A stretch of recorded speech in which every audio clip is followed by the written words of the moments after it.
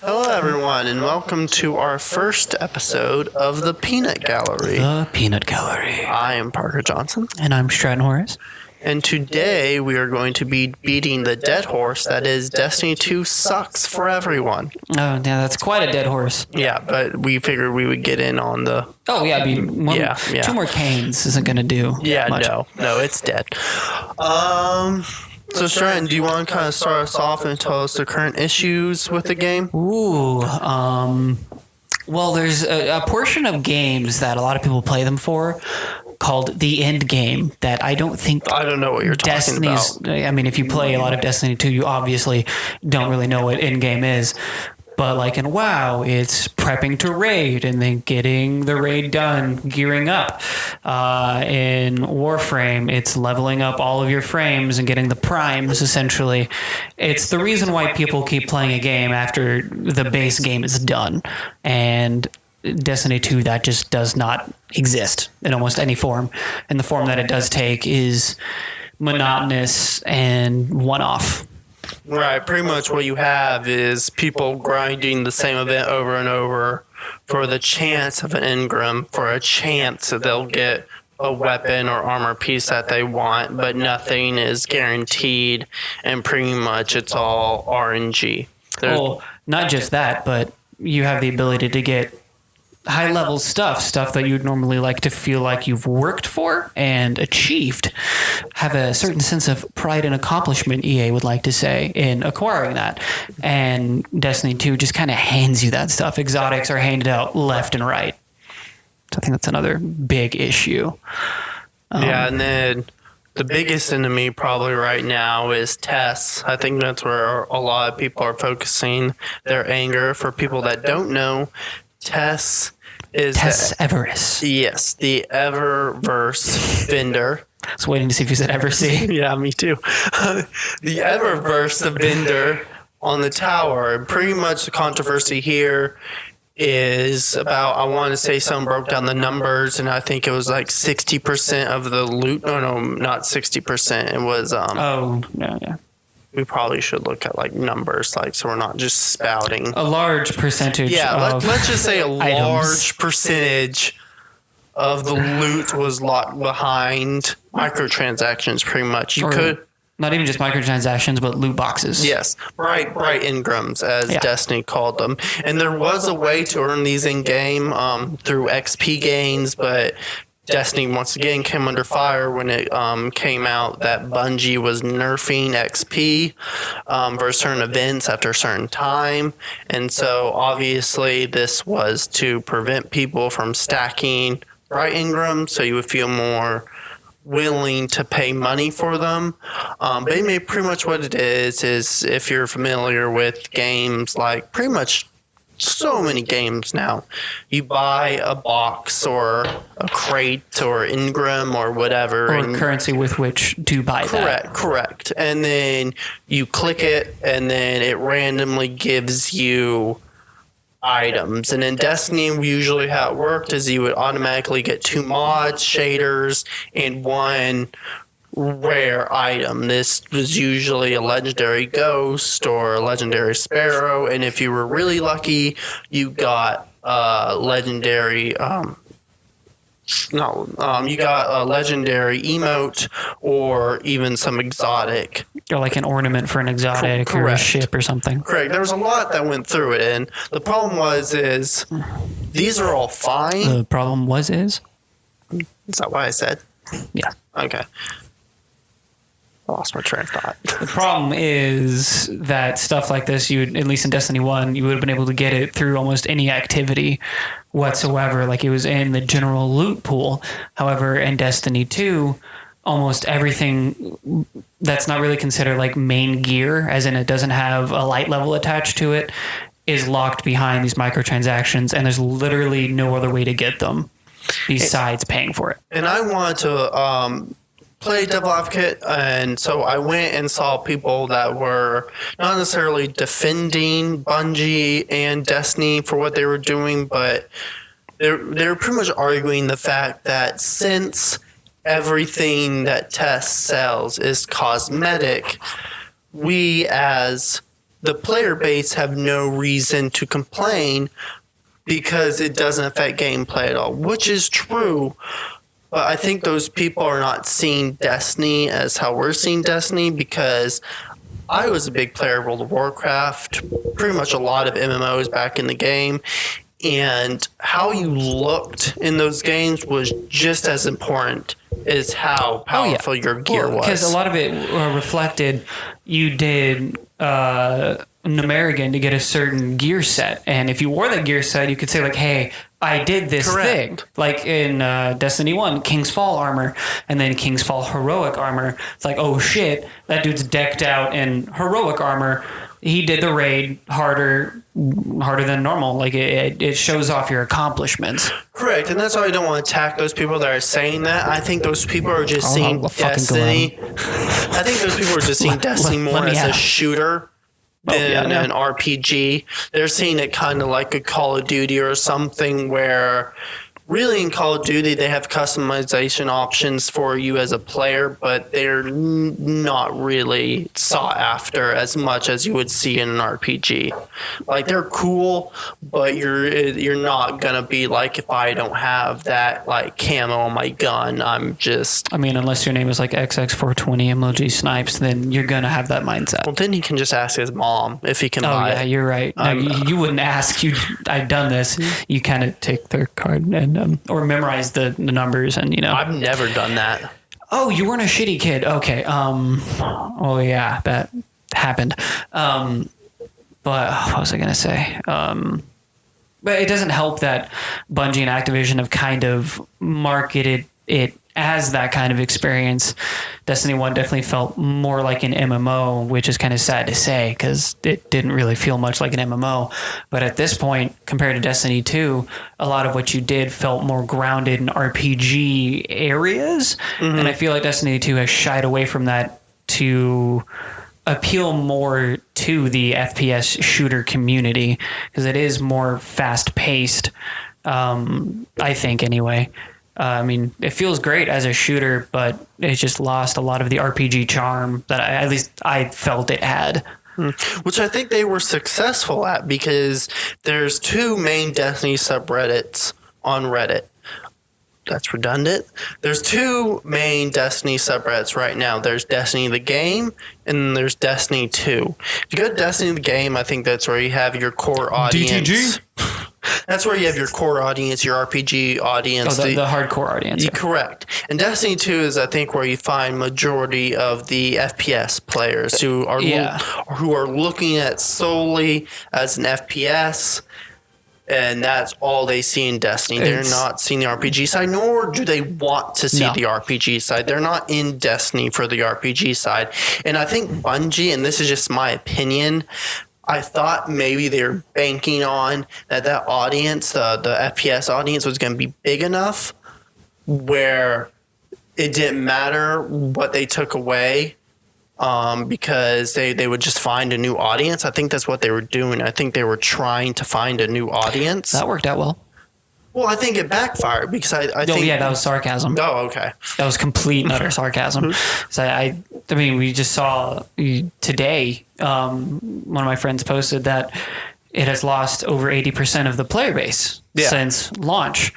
And I mean, at launch, everyone on like DTG was like, oh my God, this game is amazing. And that's true. The vanilla gameplay experience is fantastic. But once you get past that, Bungie, there's an article like a couple weeks in after D2 from Kotaku saying that Destiny 2 has perfected appointment gaming.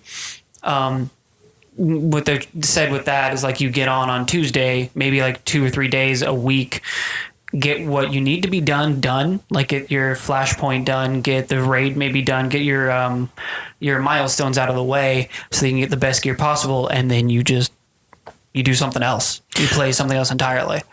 Yeah, and that's pretty much what the game has become, and I think that's what it's going to be in the foreseeable future. And my thing is, I don't blame Bungie for taking the risk that they did, because they took a risk, they made a gamble. They were like, we are going to move the game towards this audience, and we're hoping that audience is more attached, and then we hope that the audience that we did have doesn't hate it enough where they still are active. But what I do blame Bungie for is the communication that has taken place after all this, because almost immediately after Destiny 2, I mean, not immediately, I think, because I played the shit out of it the first like couple of weeks because I was still doing the campaign, I was still gearing up, and so it was still fun because I was still doing not necessarily the in-game stuff. But it was very obvious after about a month that there wasn't just anything there. And so Destiny was already seeing people saying, we need this fixed, and they were just silent. Mm-hmm. And I just hate that it's taking these extreme measures where 80% of the people are dropped out of the game, or trials has hit 140,000 players in one weekend, which is the lowest it's ever been. I mean, in Destiny 1, it was well over 1 million every weekend. Even though it felt like you were playing the same 10 people over and over. Correct. And so they did do their they did several posts acknowledging that we're listening on the DTG subreddit. I think that was just consoling posts at this point. Well, yeah, and they also trademarked "we're listening" at DTG. Because that's all we're hearing. That's like soon TM. Mm-hmm. Yeah. No, I love Bungie. Like, I love to work there. It'd be a dream job being in Washington, working on games like Destiny, with that team that made some of my favorite childhood games with like Halo. I mean, I fucking love Halo. Do you imagine there's a lot of people there that worked on Halo? those? Maybe in their senior. Yeah. But I wouldn't imagine junior. Yeah, because I'm sure that all those programmers and game designers, I'm sure they've been cycled through. They've probably branched off, done their own thing, or even there's an upsurge recently of Silicon Valley or like tech people that have gone off and started cannabis businesses because it's become so lucrative. If you start a weed business, you're pretty much guaranteed. Everyone's doing that now. Money. Everyone's at this doing point. that now. Not even just from people, but from governments. Do they say that's not subsidized yet? Yeah, CNN made a documentary about how like weed is like the new gold rush. Yeah, like you just see mass amounts of people going out and starting farms. But that aside, weed aside, I definitely think Bungie's to blame, because I mean, even it came out that putting the Eververse store as far to the front as they did was Bungie's idea. It was their idea. But not only that, the people that played Destiny 2 on launch, a lot of them were people that had played Destiny 1 almost from the beginning, and saw through the veil that was the poor game it was before TTK. And we, like you and I both, we played it before Taken King. We watched it grow from a fun little shooter that was, there was nothing to do and it was absurdly difficult to get anywhere, to a really fun, accessible RPG where you actually worked for what you wanted to do. There's something to constantly go for. And then Destiny 2 comes along. I think Bungie should have played to their strength, which was that core audience that they had, that they'd gone through those 3.5 some odd years building loyalty and faith. And like, I loved, by the end of Destiny 1, I was in absolutely love with Bungie. I was the most hardcore Destiny person of my friend group. We both were. Like my friends had a question about Destiny, they'd come to me. If they wanted help on a quest, they would come to me. I would solo the Nightfall weekly. I could solo Crota pretty easily. Like, I played the shit out of that game. But Destiny 2, just like they didn't listen to any of the differences between vanilla Destiny 1 and Taken King. And what they did listen to was poorly implemented or neglected at best. To play devil's advocate, because I do agree with you that Bungie deserves most of the blame, but I think we also have to look at the game market as a whole. And when you have companies like EA and Activision who are businesses, they're the business side, they're not the art side. They don't really care about the game, they care about the money it makes. And we're seeing like games these days are making more money, also than costing more money, ever had. And so the thing is EA, Activision, they just want to make money. And so I think, I don't know, because I don't know the inner workings of these companies, so I don't know how these meetings went, but I'm sure they had conversation with the Bungie saying that you need to expand your audience. Destiny 1 did great, but we want it better. So you need to expand your audience, and however you want to expand it, you just need to expand the audience. And I think that's what Bungie the risk we were talking about earlier is they decided that they were going to try to tap into FPS market more and get some of those people away from Call of Duty. I don't think they needed to have done that, though. They already established a repertoire of Halo fans who loved the way that Bungie games played. I think Activision was just seeing the numbers and they wanted bigger numbers. And I bet they just told Bungie, I want you to hit this number, and however you hit it. And going back to a point you made, that it was Bungie's decision to make tests in the Eververse store prevalent, but the only reason they had to was because that they could not meet the production demands of Activision as far as DLC and updates came. Yeah, and so that was their compromise. They were like, we can't meet your demands for DLC coming out so often,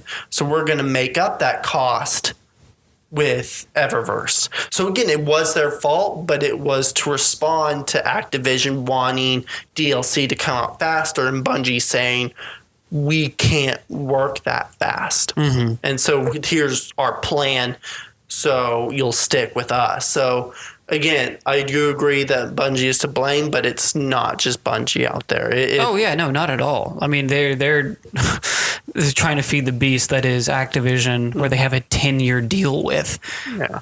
Do you honestly think that 10-year deal now is going to be fulfilled? Do you think they can keep Destiny alive for 7 more years? It's 7 years. That's like 6.5. Well, you know what I mean. Yeah. Is it's dead? At this point, they need a miracle. I know with the changes that they're wanting to make, I'm fully behind. It sounds like they're wanting to do almost... it's great, but we're going to have to wait a year for most of them. I was about to get to that, is that it's almost like a Taken King level of design overhauls. But the fact that we already had to wait a year and a half for Taken King to actually do something to the game, I wanted it to be what Destiny 1 was at the end, at the beginning. And so did, obviously, a large majority of the player base. Mm-hmm. So I don't know. Like, I want to be optimistic because it's a solid game. It's a lot of fun. It's really fun to play. I don't know. Yeah, we'll see. If DLC 2, if Gods of Mars ends up making big changes, or even changes that will lead to bigger changes, like if it's better than Curse of Osiris was, then maybe I think it would have a better chance. But at this point, it's hard for me to really say. Yeah, I think we'll see some changes, but again, I think it was too late in the production cycle for them to implement a lot of that stuff into God of Mars, because I think Curse of Osiris and Gods of Mars were pretty much almost done by the time Destiny 2 came out. I have to imagine. I mean, obviously, Curse of Osiris is probably done. I'd like to think that, but games are often not done closer to release date than you think, especially if they're having a lot of changes they need to make, tweaks they need to make. I imagine they'll be working on it up until like a day before, if not 2 days before. So depending on how stringent their managers are about getting content done. Because I do agree. I'd say that the majority of the content is done. Like the story might be locked in. Some of the missions might be locked in. But I imagine with these new changes, they're going back through and like, oh, fuck, we need to change X, Y, and Z. And that's going to take this much time. So I think I'm actually agreeing with you. I thought I was kind of contradicting you, but yeah, I think Curse of Osiris is more done than it was unfinished. But I do think Gods of Mars, as of right now, is far more incomplete than we might think it is. Because the timeline they've given us so far is January 30th. They're going to give us better raid gear. It's the same raid gear, but what they're going to do is they're going to put raid-specific mods on it to make it more unique, more attainable, or you want to obtain it. And they're bringing, I think, Masterworks to Armor. I think that's the February update. Yeah. January 30th, we're just doing the raid. The February update, we're getting, they said maybe mods 2.0. Yeah, a lot of the dates are pretty ambiguous.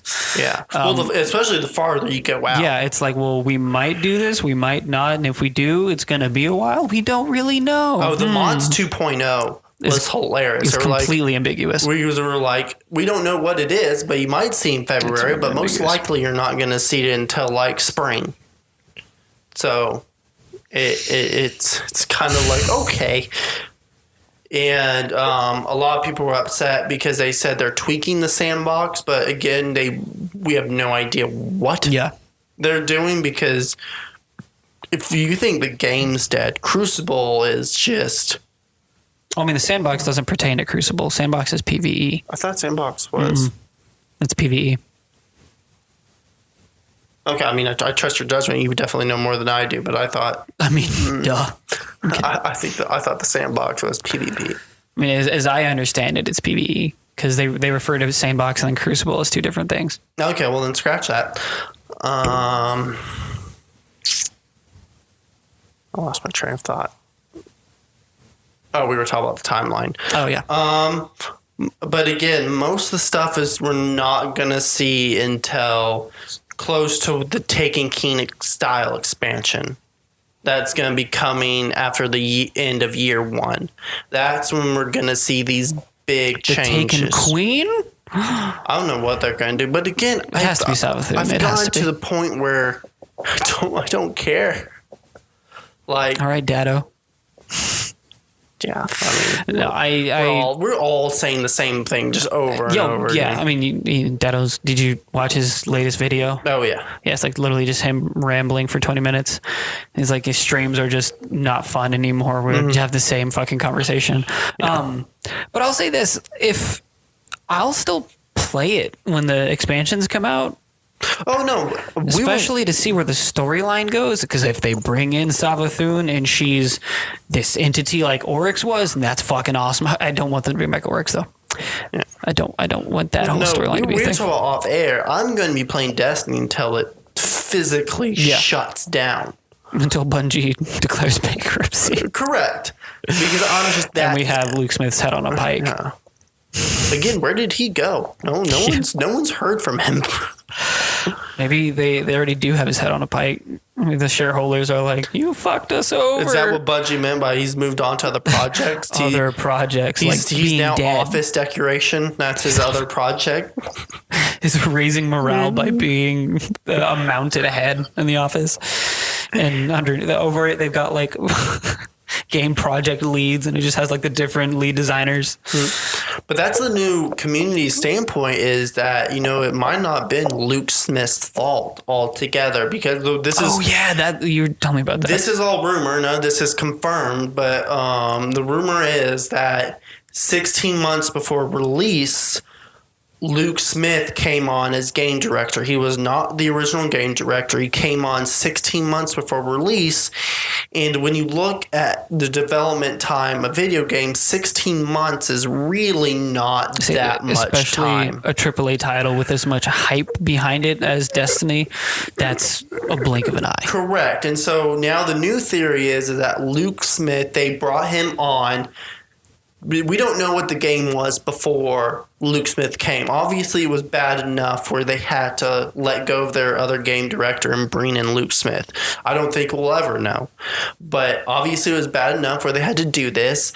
And I think Bungie, Luke Smith, could either fix it enough, or it was just to appease the community because they were bringing on the game director that directed the Taken King and a lot of the other expansion style stuff that the Destiny community fell in love with. So it could be two things. It could be them just appeasing the community, or them just having enough faith in Luke Smith that he could turn it around in 16 months so they could sell this game.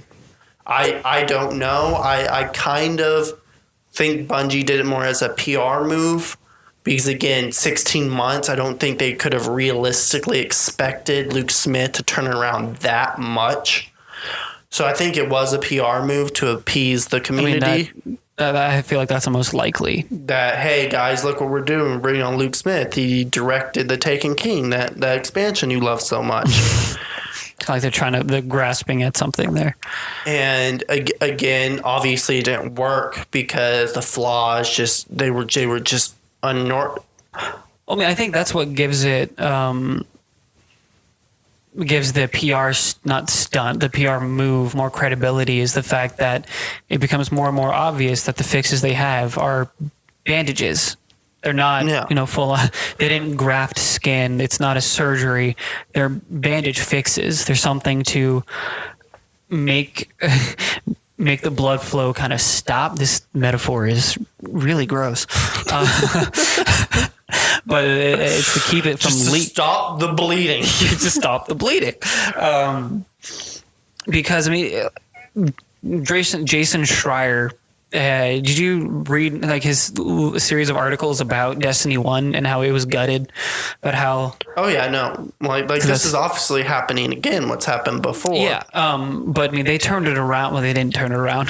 They turned it into vanilla D1 in a matter of months as opposed to 16 months.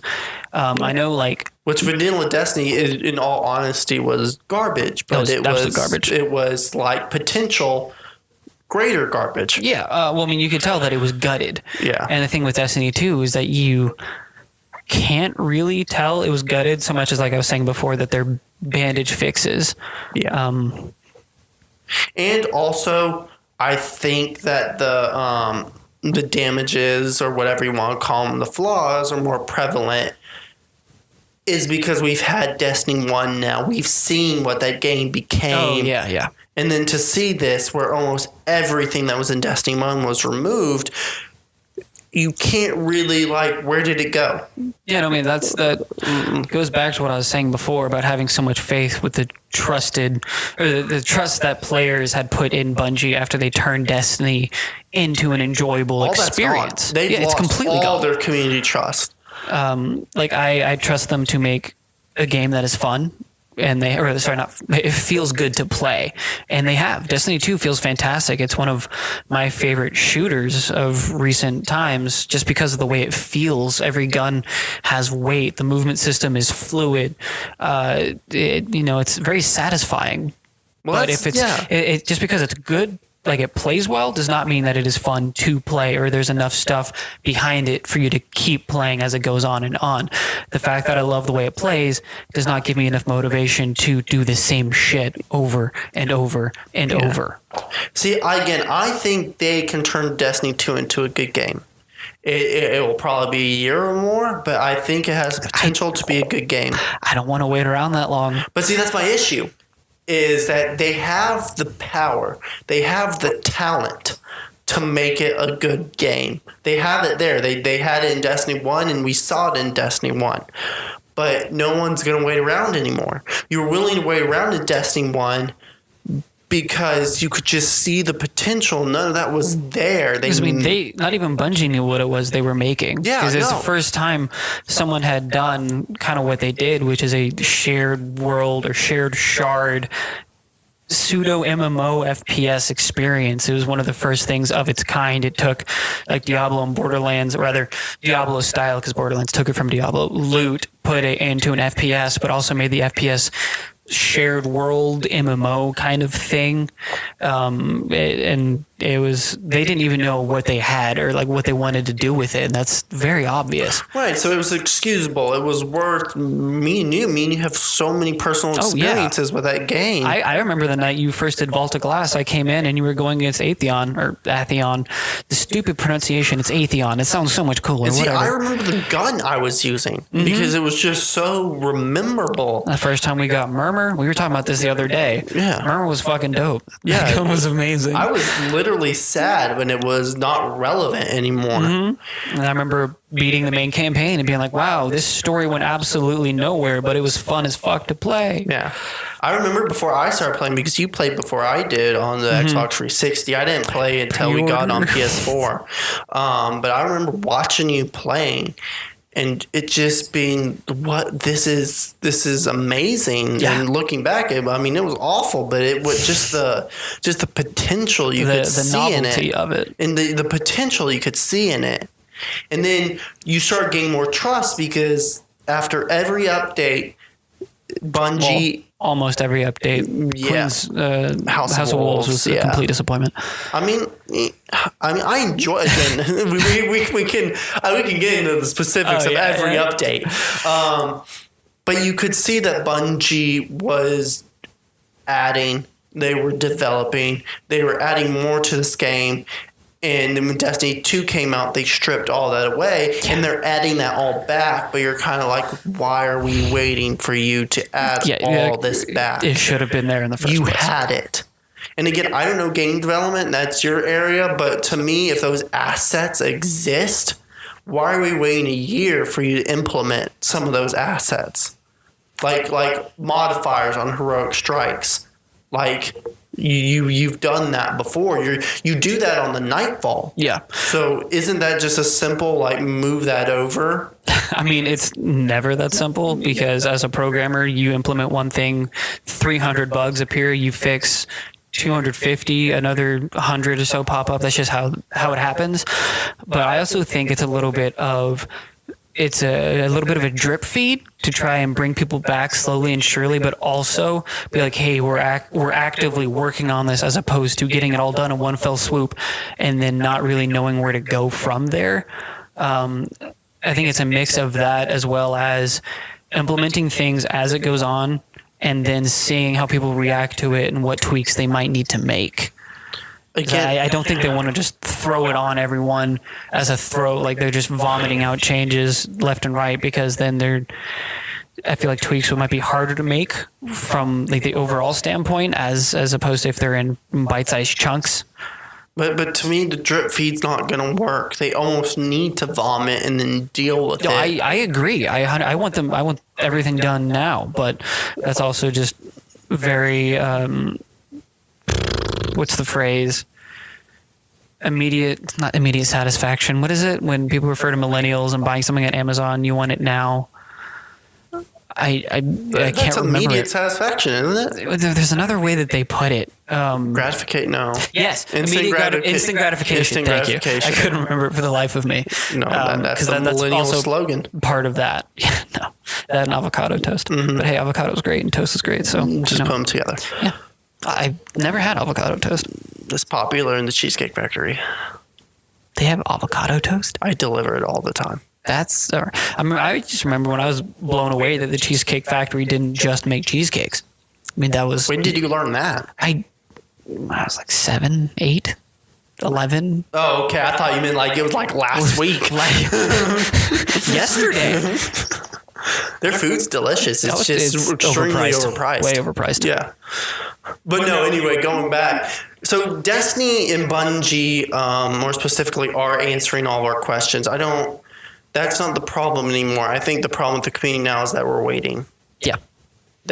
Good. You're adding quests like Black Spindle and Outbreak Prime back into the game. Great.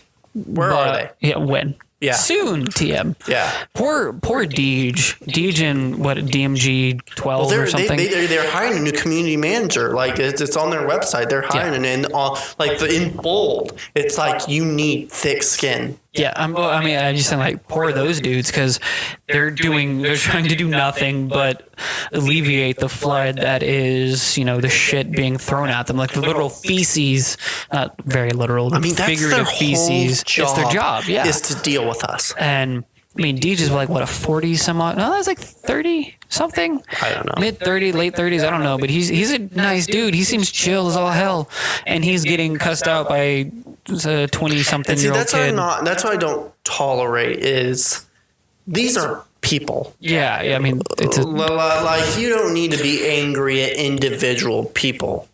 They're doing their best. They're going their job like all of us do every day. That, and it's a video game. So that too. I mean, I'm salty because I like to play video games. But I'm not about to get on Twitter and yell at people. No. Because they're disappointing me. I mean, we are kind of yelling in a podcast on the internet. Well, we're not yelling. We're discussing. Yeah. We haven't raised our voices. We haven't been this is stupid. They need to. I did say Luke Smith's head on a pike, but that was more of a joke. Yeah. Yes, that was not serious. No, because we understand that these are people. This is a job. You make mistakes. They're human. I mean, and again, they still don't really know what Destiny is. No, they're still trying to figure that out, which they need to do more of, because you can't really move forward if you don't know what you're moving forward with. Yeah. But that aside, it's a difficult position to be in, which, well, like what we were talking about before, are you moving? Anthem, or EA and BioWare are gonna try to swoop in and be the savior with Anthem. And I think they have a good shot at it. I mean, if the Destiny community stays as bitter as they do until the new release date for Anthem, I think it's only like early 2019. There's not really a firm date. Ambiguous E3 date. Well, actually, no, the E3 date was although that 2018. article I just read said that most people are speculating that EA will not let them exceed March of 2019. They're like, we're not waiting that long. Yeah, no, they want to capitalize on Destiny 2's slow and not even gradual downfall at this point. It's kind of a cliff. So March is the deadline. And so I expect it will probably be a February release. I imagine it will be a February release or something like that. But no, I think they have a good shot at it, because we'll see a majority of the big updates. We'll see a majority of the big updates for Destiny probably around December of 2018, when the Taken King type update comes out. I mean, wouldn't that be more September though? Because that's technically the September. year. Yeah, that makes that's more like sense. When TTK they did the whole. That's when their technical anniversary is, or whatever. Mm-hmm. And they have to, unless it's PC and then it's October, but whatever. Although, do you think they're going to do that? They're going. I know. I mean, they already said that all DLC is coming out at the same time across all platforms. So they have to nail it. They have to answer everyone's wildest dreams and bring back an entire community, or else Bungie's going to be bombed. Exactly. So I don't think they can do that. Again, I'll stick with it. I'll play it. But if they think they're going to bring back a majority of the community that's left, I don't think anything they do is capable of that. I mean, unless they start Bungie or Destiny or Desticoin. There we go. Their altcoin right there. We know you hated Test, so we made literal you pay us money to make you money. My God. Someone's going to do that. Do you know someone on Red made like garlic coin? Yeah, I think I have some. Garlic coin? I think I have some. Yeah, no, you gave everyone that upvoted that thread one. I have one. Oh, nice. Oh, you do that too. Nice. Yeah, right. No, I have one. But it's dumb. I mean, Dogecoin, but that skyrocketed up to what was it? Hold on. And did they admit it was a joke and told everyone not to buy it? And then it ended up skyrocketing 600%? 1.4 billion. This is... how much is an individual coin? 1 second. This was around January 13th. Is this a podcast that she linked me to? Jesus Christ. Yeah, it's not worth 1.4 billion. I'm going to look it up on Binance real quick to see if I can find it. Okay. Yeah, no, that's ridiculous. I imagine that either that's total investment or I don't know if that's total investment or individual coin. Because I'm under the impression with cryptocurrency that it's awesome. People can make a lot of money. Early adopters are going to make a lot of money. And they have. Oh, yeah. If they kept it. But people like me and you, we're not. If they hodl. We're not making a lot. Oh, I mean, I've made $120. I mean, but that's a lot of money, but it's not compared to what the early adopters are making, which are in the millions. It plummeted again. Dogecoin did. Right now, it's... Oh, that's just what it's up to right now. It's 0.007 cents. 0.007 cents for one? For a share for 0.00000000063 Bitcoin. That is just so confusing. Yeah. How do you know what you're buying? Well, you're buying 0.00000063 Well, I know of that, but the Bitcoin. who's doing the math there? That I can't wait until we start getting comments on how awful we are. Oh, well, that's gonna be like the first thing we hear. Oh no, none of them You are don't going to be know what positive. you're talking about. None of them are going to be positive. Why are you doing this? Everyone's doing this. Everyone's talking about Destiny. Yeah. I mean, it's a good place to start, if any. I mean, Bo Burnham's, he came out and said that his first comment ever on a YouTube video was, "Go, go, gadget, faggot." I think mine was on Black Parade music video talking about Gerard Way's nose job. Wait, you made a video talking about... No, a comment. Oh, you made your first comment. I was like, you made a commentary about... Very, very in-depth. It had a lot of really shitty recorded audio and messages on Notepad. No, it was about... I think I said something about how weird his nose looked, and this guy and I, or this person and I, got into a discussion about Gerard Way's nose. Not Gerard Way. Yeah, isn't it Gerard Way? But the lead singer? Yep. It's just Gerard Way. It is? I think so. I think so too, but all of a sudden I'm second guessing myself. Yeah. But we got in a discussion about his nose job and how he looked pre-nose and post-nose, and completely pointless bullshit. I mean, it doesn't matter. They're good as dead when they disbanded. Does anyone know what they're doing? No, but they tweeted like kind of recently. They put up more merch. My Chemical Romance did? Yeah. Why are they putting out merch if they're no longer a band? Are they just trying to... You just answered your own question. Oh, they're just trying to milk that? Why do they think someone killed Jimi Hendrix? To make him a martyr. I mean, Hot Topic, you can still find everything My Chemical Romance. I mean, was I the one that bought you the Black Parade? No, I did. You bought me all the listener albums. Yeah. Okay, so I mean, they're obviously, those royalties are doing very well. Yeah, I know. I want them to, although I kind of do and kind of don't want them to come out with a new album. I don't. I haven't. After the album, like Your Favorite Weapon, not Your Favorite, that's brand new. I don't know. I hated it so much. I don't even remember the name. The album right after Black Parade, I thought was complete garbage. Black Parade was just so... It was an emo anthem. Yeah, no. It was amazing. It was, man. God, high school, man. No, that was middle school. Do you know, fun fact, the first ever video on my MySpace page was... Your mage? Ooh. Playing MySpace RPG? MySpace page was Welcome to the Black Parade. Oh, the music video. Nice. Mm-hmm. I was in the 7th grade. I thought I was so cool. I mean, we both know you weren't. No, it was bad. And were you talking about Mr. Full-on Emo with your long hair? Excuse you. Your long hair going over your eyes like an idiot. Yeah, and then I was called a hipster. That's the label people gave me in high school. Wearing all black. I bet that pissed you off so much. It didn't piss me off so much as it just confused me. I wore a lot of black. My hair was over my eyes all the fucking time. All I did was listen to music, Motionless in White. Who doesn't listen to Motionless in White? I mean, I don't, not anymore unless it's Creatures, because I'm stingy and pretentious about them specifically. Their new song's pretty decent. They just came out with a new song. It's pretty decent. I might give it a listen, but I just think Marilyn Manson's music should be left to Marilyn Manson. And they had a great thing going for them with their horrorcore, whatever that they called it, horror metal. And it sounded fantastic. They're a really talented band. That aside, the summer after I graduated high school, within was still like full emo-ish, or wannabe emo, I guess.